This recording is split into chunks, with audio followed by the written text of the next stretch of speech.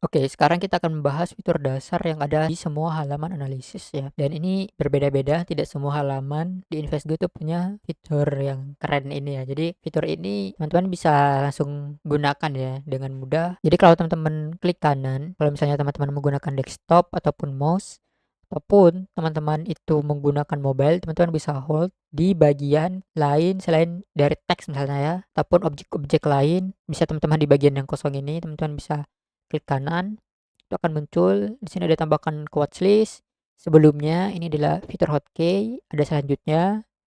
Ini juga fitur hotkey, lalu ada bagikan. Nah, untuk tambahkan ke watchlist, kalau teman-teman klik itu akan muncul dialog ya. Dialognya akan menambahkan saham yang teman-teman sedang pilih ini ke watchlist. Ataupun sebelumnya juga berdasarkan hotkey. Jadi misalnya kalau teman-teman memasukkan list beberapa saham dan teman-teman klik sebelumnya, maka ini akan berpindah ke saham yang ada di listnya itu yang sebelumnya. Nah, list ini bisa teman-teman atur juga. Untuk hotkey selanjutnya kurang lebih sama seperti sebelumnya, berdasarkan listnya itu sendiri itu bisa berubah. Lalu ada bagikan, ini teman-teman bisa bagikan ya. Jadi teman-teman bisa bagikan linknya, link analisa teman-teman atau link tools analisa yang teman-teman gunakan secara langsung. Teman-teman bisa langsung pilih atau teman-teman bisa copy linknya itu sendiri. Nah, kalau teman-teman klik misalnya kita coba yang bagian sebelumnya ya, dan selanjutnya next atau prev ini, kalau teman-teman klik pada default dia itu akan menggunakan list yang kita gunakan, yaitu list semua saham yang ada di bursa. Nah, kalau teman-teman klik misalnya sebelumnya, ia akan berpindah ke saham sebelum dari BBCA sendiri. Di sini itu ada Bayu.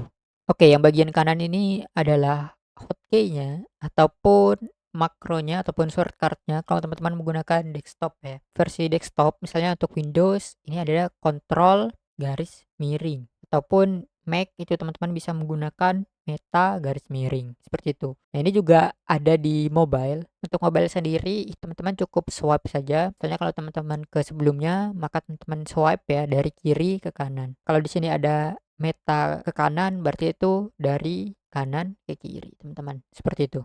Jadi kalau teman-teman gunakan, ini bisa sangat powerful fitur ini.